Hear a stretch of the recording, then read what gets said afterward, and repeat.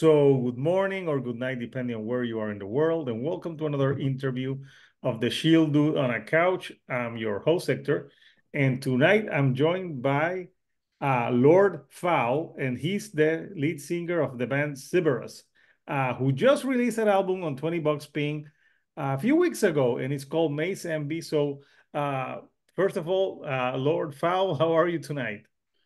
I'm doing good. I'm doing good, man. How about you? Yeah, I'm doing great. It's late here in Puerto Rico, but I'm glad to be talking with you. I know you guys are in Los Angeles, California. Yeah. So uh, I listened to the album, and I have questions about the themes, obviously the artwork and different things about the band. So first of all, when you guys started, because you picked Lord Fowl, obviously is your stage name. Uh, Yeah. it's how did you come up with that name? Because it's good to have a good stage name. You don't want to have like a sucky stage name. No, so my when I first got into death metal as like a teenager, one of the first bands that I really liked was Cryptopsy. And one of the first vocalists that I really like got to really get into was Lord Worm. And I liked the way he did his stuff and the way that he projected on stage and his style of vocals. So I took the Lord name from him, and the foul part just came in after. So I just like made it up myself. No one gave it to me. It's not like a nickname earned. Yeah, I was I just gonna thought of a ask you stage name. did you did foul stuff growing up? Then I'm like, yeah, you're Lord Foul. No, I actually danced ballet growing up, so the opposite of foul. You dance well. See that Yeah. I wouldn't guess that. So you went from dancing ballet to death extreme death metal. Go figure. So Yeah, yeah. absolutely. So how like when you were young, so you got into death metal by Cryptosy. Any other like bands that really got you into extreme music at a young age? Yeah, so I could actually like remember the time when I got into metal, more of the like extreme stuff. I was in ninth grade. I already liked it in middle school and stuff, but the more harder hitting metal, it was like Cradle of Filth was one of my first favorite bands. Cryptopsy, Devourment, Faceless, that was like my favorite band ever.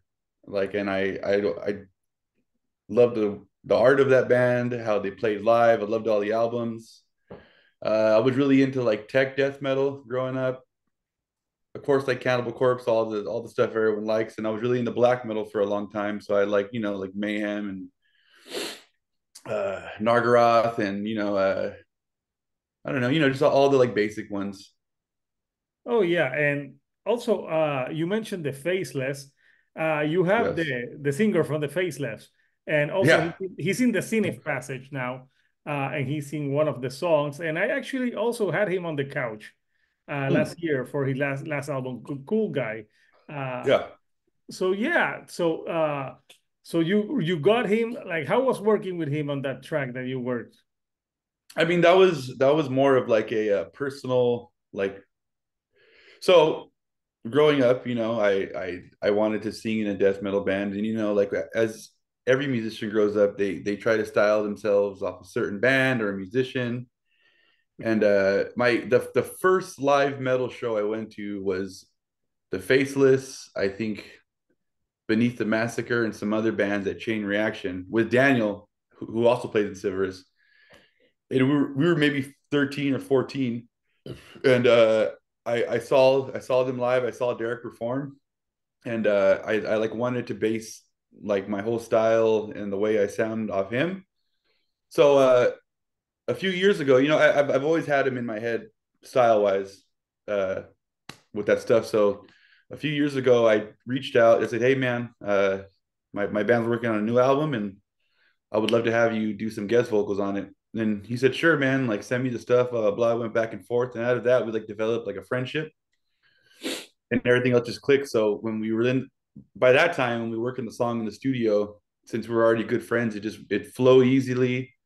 I think we were in and out within 2 hours. Our like producer helped us make most of the patterns. We had the lyrics already, so it was like one of the most easiest processes I've ever done in my entire life.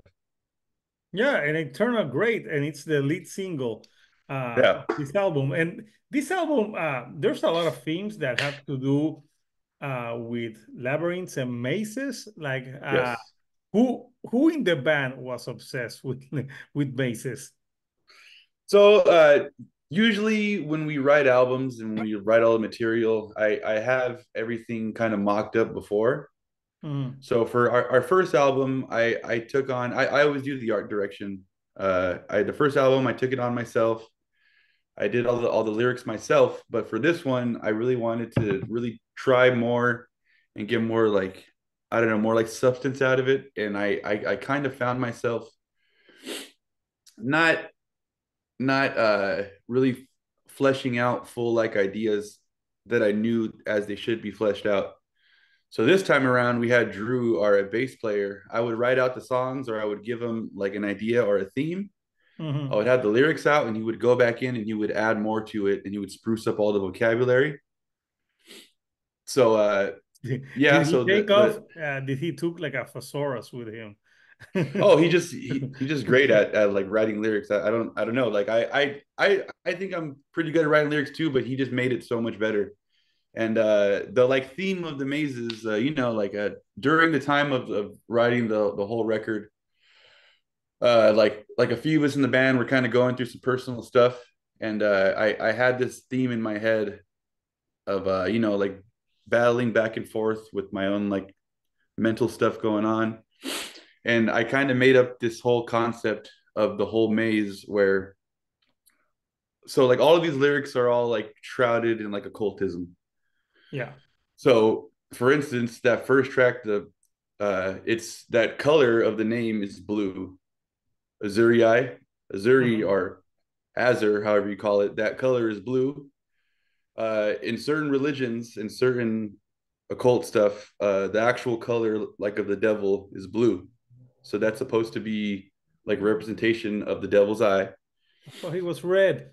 That's what everyone thinks. Everyone thinks he's red and he's a guy with horns and a tail. It doesn't work that Well, way. But I also think he doesn't exist, but whatever. well, yeah, exactly. But so the concept of the maze is that maze is supposed to hold like occultism, secrets, and ancient knowledge and like unlimited knowledge. And within that maze grows these crystals. And once you find those crystals, you can like fully unlock all the like unlimited occult knowledge and all the knowledge of the world to give you everything that you wanted in life. So with the theme maze envy, if you look in the art, you see that man in the middle who got to the Oh, center. I Exactly. was gonna talk about the artwork because I think every song is represented in the artwork. Absolutely. Yeah, Absolutely. I saw it. I saw it. So now that you're bringing it up, let's show the. I'm gonna show the artwork because yeah, Sure. I saw. I'm like I was looking at the lyrics and everything. I'm like every song is represented on this. So yeah, you see, Absolutely. yeah, and plus, I saw the name. I think if forget me, I think his name is Juan. I saw the name of the artist, but I can't remember it now that did this. I think it's Wano Costello. Yes, I can't remember his name yeah, I fully. think that's yeah. This is great. So okay, so yeah, I think you see, the all the lyrics, all the songs are represented. Was that when you sent him when you told him what you wanted to do with the artwork? Did you send him the names? Did you, that like we want to have like all the songs represented here? Yeah, yeah. So you know, like I was telling you, the big theme of the album, obviously, the centerpiece of the art and the centerpiece of the entire thing should have been that maze. And of course the album's called Maze Envy, but the most important part of the album are those crystals. So within those crystals, like I said, it holds the like ancient occult knowledge, and it's that charm that the person wants to find and get with. And once they get it, once you have that piece, that crystal, that knowledge in you, you become super obsessed with it, and that's what your whole life turns into.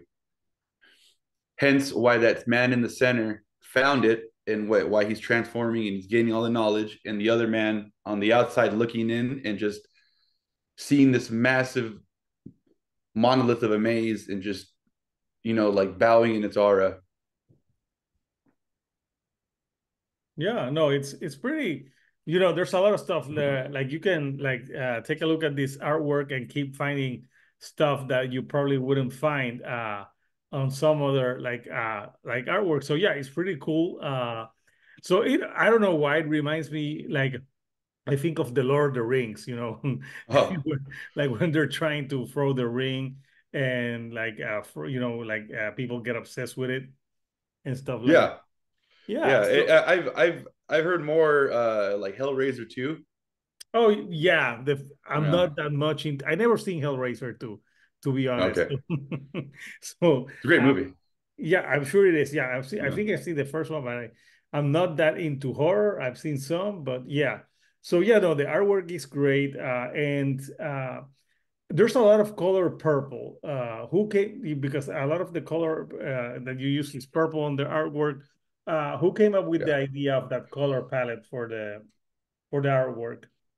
So that was me. So my whole thing with being in this band and being in this genre, I've always wanted to surround myself with like individuals who do things differently.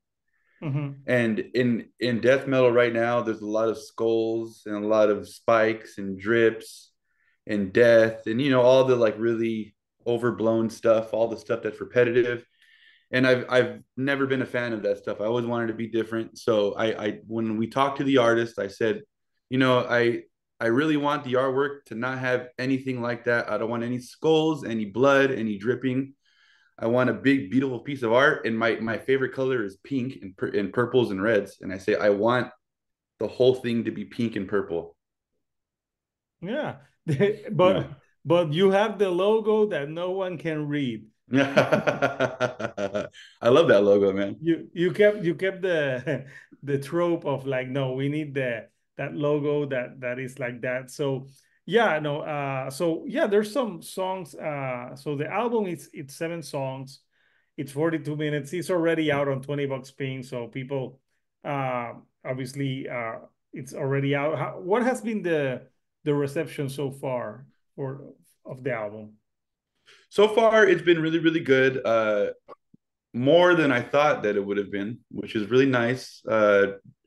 I mean, everyone that I've heard share it or listen to it or talk to me seems to enjoy it. We've gotten some like pretty nice reviews. A lot of good feedback from our peers. We have a group chat. Shout out the chat. The chat presents. We have a group chat where there's like a whole bunch of us in bands in like different bands, and we all share each other's music, and we're all proud of ourselves. So the whole chat loves it. And yeah, I mean, just the whole like reception on the internet and everyone listening, we just were very excited and very grateful for all the positive reviews. Yeah, I didn't know the musicians that. Do you use that chat to bitch and complain also about the fans that nitpick every like single detail? No, actually, so our chat actually doesn't like discuss music very much. So it's mostly like a lot of the like LA bands. So it's Hmm. a bunch of us in Civerous, some of the guys in Swamp Beast, Crematory Stench, Mortal Wound, Mephitic Corpse. And we're all just in there, and we mostly talk about like our lives, but No, it's nice. this yeah, this like past year, most of our bands have been like releasing music. So it's been cool to like share with each other and get our feedbacks and like positives and like negatives and all that stuff. Yeah, it's good that it sounds more like a community than like a competition to see like which band is like Yeah. Yeah. the No, this is heaviest or no, the no, no, most no, no. brutal or stuff like that. So uh being on 20 bucks pins also like 20 bucks pins, I don't they have like an eye on the underground. Like they have some great bands on the roster. And yeah, right lately they released Witch Vomit, uh Yeah. your band, a few more. So every time that I get something from 20 bucks pin, I'm like, yeah, these are bands worth checking out. Yeah. Yeah. They have they have like an eye on the underground. What's this the experience being like to be working with them? Great, great. I mean, Dave, who's like the main head in charge over there, he contacted us after our first album came out. I think it was in within 24 or like 48 hours of it coming out. He reached out to us and he was like, "Hey man, love the first album. Would love to work together on the next one." We said yes. I mean, from the time that he said that first DM until even like today, super helpful, uh, super nice to work with. The easiest label I've ever worked with by far, hands down. Helps out all the bands, and he just you could tell that he really curates and he's really passionate about what he puts out and he's proud of it. So Yeah, I think that it's just great. yeah, I think that's the best thing because like being on a record label that cares about the bands sure must be good than like being on like a huge record label that you're just like a statistic to Yeah. them. Like Oh yeah, like just like push it aside. yeah, like yeah, whatever. Civerous, like so. Yeah. Yeah. I would totally understand that. So I wanna talk about some of the tracks on the record. So yeah, Cool. the record is divided into 7 tracks, and you have like 2 tracks that are more like the instrumentals. Like I think, if I'm not mistaken, you have the Azuri Eye that's more instrumental, and I think Endless Symmetry is the other one that's like a short Yes. instrumental that goes into Labyrinth Charm, which is like the single that is like a 5 minute, and then you have like super long songs in Shrouded in Crystals, like 8.5 minutes. But the last two album closing tracks, Maze Envy and Gurgeon the Plummet, I think Yes. are like the songs that you experiment more, like even like I wouldn't say prog because they're longer, but you have like parts of the tracks that have like different types of instrumentation, and like like it's not like pummeling all the way through. And it's interesting that you did that for the last 2 tracks.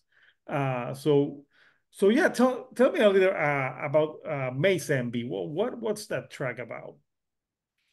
You know, Maze Envy really is, it's kind of the like in like my opinion, I didn't write the actual music of it. I wrote the lyrics, but I think Maze Envy is the like flagship of the entire album.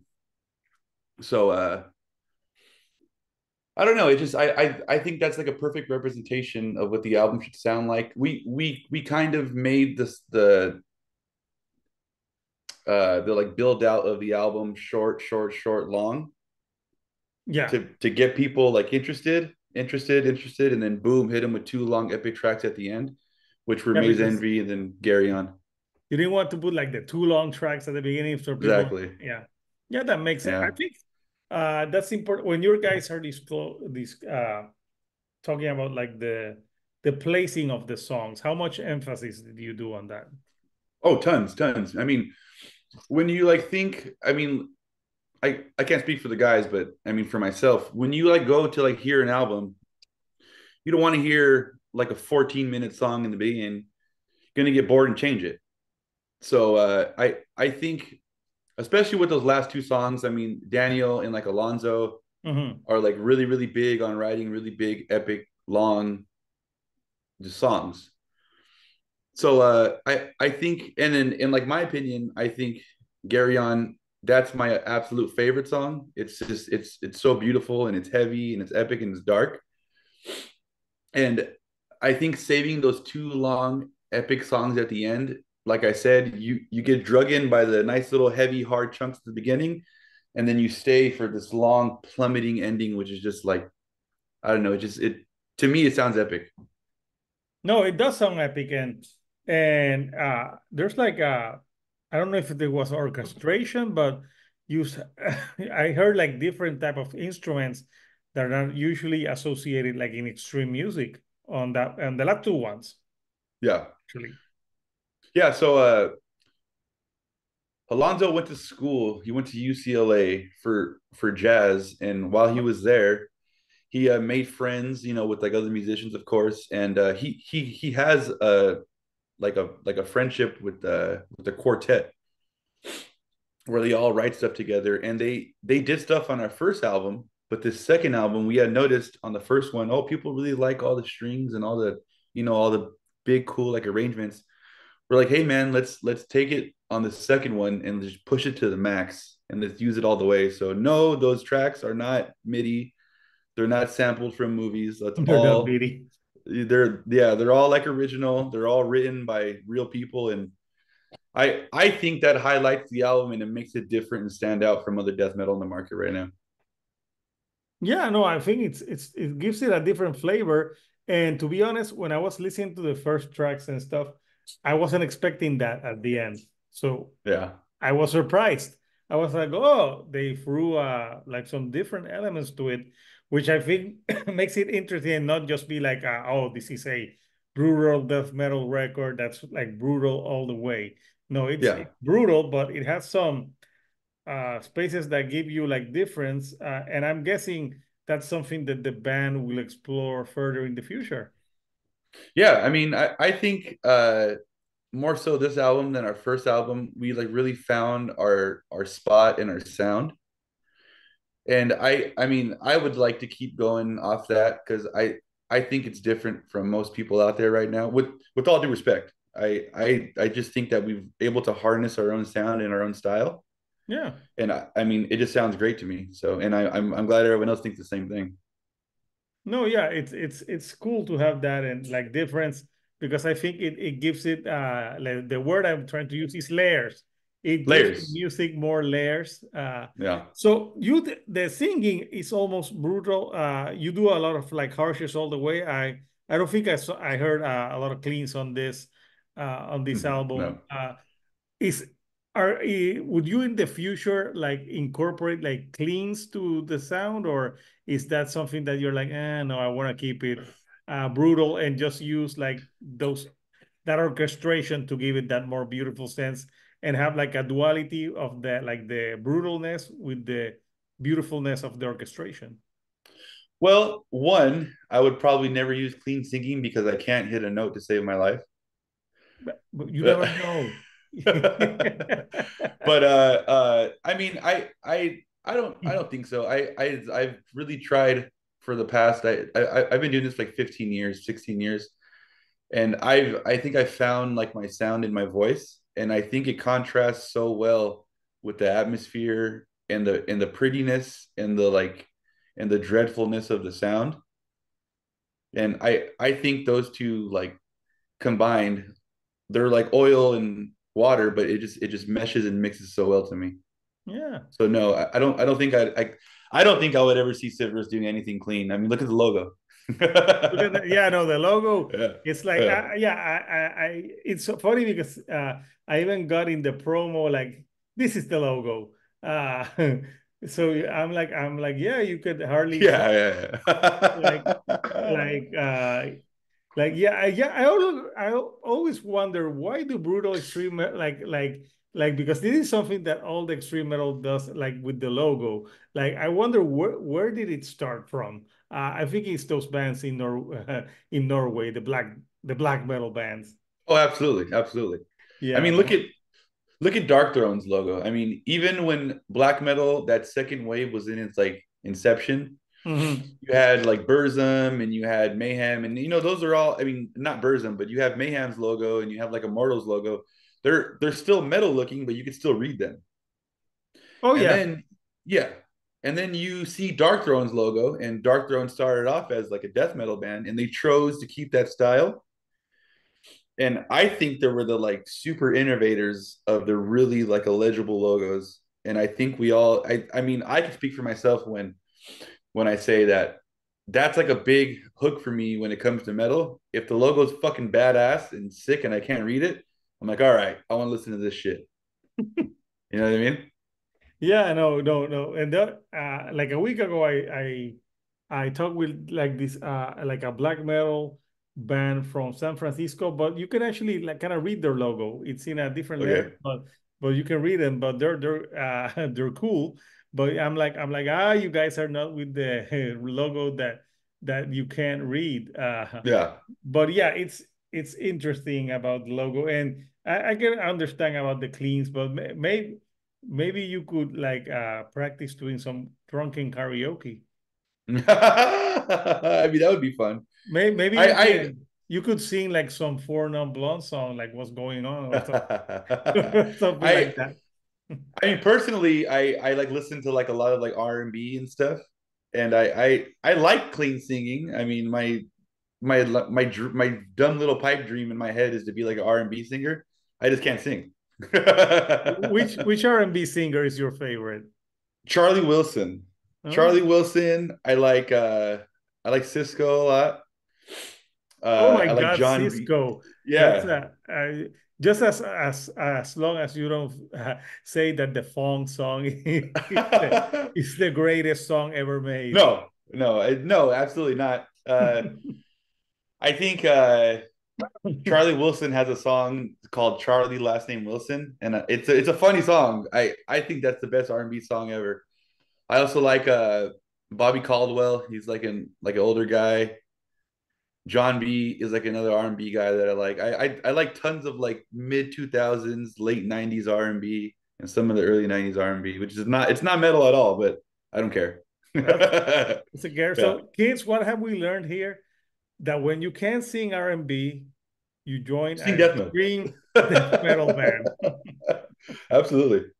Yeah, like I could imagine Lord Fowl like trying to audition for R&B. Like I want to be in Color Me Bad. Yeah, exactly, exactly, exactly. They're like, no, we color you foul. Like, It's a good one. I yeah, like that that one. color. Yeah, that could Yeah. be like that could be your alter ego.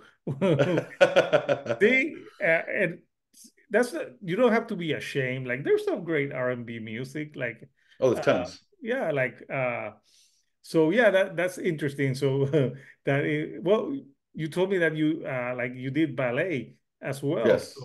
So you're a front man. How much of of those ballet moves do you use like on stage now? Okay, so my mom has owned a dance company for most of my life, and I've been in dance. I did it 25 years, and when my Wow. son was born, I chose to stop dancing and do the band full time. And I think that I'm so used to being on stage and performing that it came natural to me to like front a band. And when it comes to moves, like most, I'm not talking down or anything, like most metal frontmen are either playing an instrument so they can't really move around, or like the guys that just sing, they look kind of boring and stiff. I've been told that it looks like I'm casting spells. I like to move around and I could bend backwards really far, pause, Yeah. and I could do The all like the yeah, best front man of all time, not singer, who could do a show is David Lee fucking Roth. that's what Like I'm saying, man. like the Yeah, dude does splits, there it he is. jumps, he's energetic, and I don't think he's not the best singer in the No, world, the but best performer. yeah, but he's a Yeah. performer, and I saw and I got to see Van Halen. I was lucky enough to see Van Halen with I saw them with Sammy Hagar Oh, and with cool. David Lee Roth. And with Sammy Hagar, yeah, Sammy Hagar is a better singer, but I enjoy the Roth era better. I'm like there are more Oh fun yeah. songs, and it's he and I saw him and he's old and he's like doing stuff. So I think somewhere along the way, because I think in the 70s and 80s, the front man was also like a performer and they dance and move. And there was somewhere in the 90s, like I love the 90s music, but some place that people just stood there and didn't do anything. Yeah, absolutely. I mean, when it comes to like performing live, I've always seen it as putting on a show. And Yeah. like because I danced for so many years, I'm used to being in front of a crowd. I've never had like any kind of stage fright. I get nervous before shows, but I get nervous because I would like to start playing and get it over with. But I want to That perform, makes and sense. Yeah, oh yeah, and it's like you're anxious like just to get there. I would explain it like when you're like if you're gonna jump out of an airplane, the bad thing is not jumping. It's like the way to jumping. yes, yes, yes. The just yeah, just like waiting to like get on stage. That's the worst part. But I mean, I think when I want people to go to a show, like when I go see a show, I like to see the entire band moving and having stage presence and just people just like doing their thing. So that's why when we play, I choose to I don't know I just want to give people more than just someone standing around and growling and singing in a mic. You know what I mean? Yeah, no, makes it more entertaining. Plus, I think you keep entertaining yourself when you're like doing stuff. It's Oh like a yeah, cardio workout. absolutely. It's very painful. I mean, sometimes I've liked when I do little one-off shows, I'm able to headbang a lot and use my neck, pause, and it'll get really sore. But when I'm on tours, I had this thing where I use mostly my back and I don't move my head too much, so I don't get sore for playing that many days in a row. But Mhm. I'm always giving full out. I mean, all the guys are. We're all moving full time. We're out there sweating, and we're just trying to put on a good show for everybody. Yeah, no, sounds good. And you're playing some scattered shows here and there. What's the next show that you guys are gonna play? Cool. Yeah. So we just came back from Seattle. We had the Maze Envy album release. And then I believe 2 weeks, 2.5 weeks, we're going to Austin to play Austin Death Fest. That's And gonna be then fun. Yeah. oh yeah, that one should be fun. It's pretty cool because most of the bands on the roster are like $20 spin bands. So I mean, like that'd be cool to go play with everybody. We have one-off show in San Antonio coming up, which should be a lot of fun. That's like a day before Austin Death Fest. And then we have some dates. After we come back, we go to San Diego and we play with Ulthar, who are also label mates. And then we play with Wayfarer on May 3rd. And Oh, then we that's a have some great band. Yeah. great, awesome band. That's That's the one of band my that favorites. mixes like a sound like it's like a Western mix Oh Defcon. yeah, Yeah. yes. It's Very just like interesting band. yeah, super great stuff. And then we have some dates in June with our friends in the band Hell. I don't know if you've ever heard of the band Hell. I haven't heard that one. Great band, great like doom band from Salem, Oregon. And then we have some other stuff booked from throughout the summer. And then in December, we are doing a full European tour with our friends in Crematory Stench. Oh, that sounds like a. So you're busy. You have some Busy shows year. in different areas, Yeah. and you have an album that deals a lot like with. There's like a concept to it, though. Although it's not like a full on concept record per se, correct? Yeah. Yeah. Uh, I mean, yeah, you're right. Yeah, because yeah, sometimes there's like there's a lot of albums now that it's a concept record. I'm like, oh my God, there's too many concept records. I feel Like, that. but there's like constant running theme here about like labyrinths and mazes and but basically talking to you, it's like a maze that it's in your mind. Absolutely. And the like the like outline of it is it's mostly shrouded. It's like a secret way to cover up all the like occultism. So most of it has like satanic themes, but we just mask No, them so well. in Oh yeah. metal, I'm sure. We like mask them so well in the cover art, in the lyrics and all that. I like never wanted to be upfront with it. So that's why we just hide it in all the lyrics. Like the like last song, Gary on the plummet. Like Gary on is the beast in hell that you take down to the very last layer, and you can't get to that layer of hell without Gary on. Yeah, I don't want to go. No, don't. I'll pass with carry on. Like, no, Yeah, no, it no, sounds good. you go ahead. Yeah, so no, it's it's definitely like a brutal record, and definitely that like I can see a lot of people like that like this type of music like full into it because it has some great elements to it. So for you, which track on this record is your favorite to play like your favorite right now? Okay, so I mean, on like a professional level, I had the most fun doing Labyrinth Charm because I was able to work with Derek. Yeah. But Yeah, he's a my great vocalist. favorite, Yeah. oh yeah, he's like in like my opinion, he's like one of the best ever to ever do it. But my favorite sonically is probably Gary on. It sounds, in my opinion, like a heavy Wolves in the Throne Room. So that's my favorite one sonically.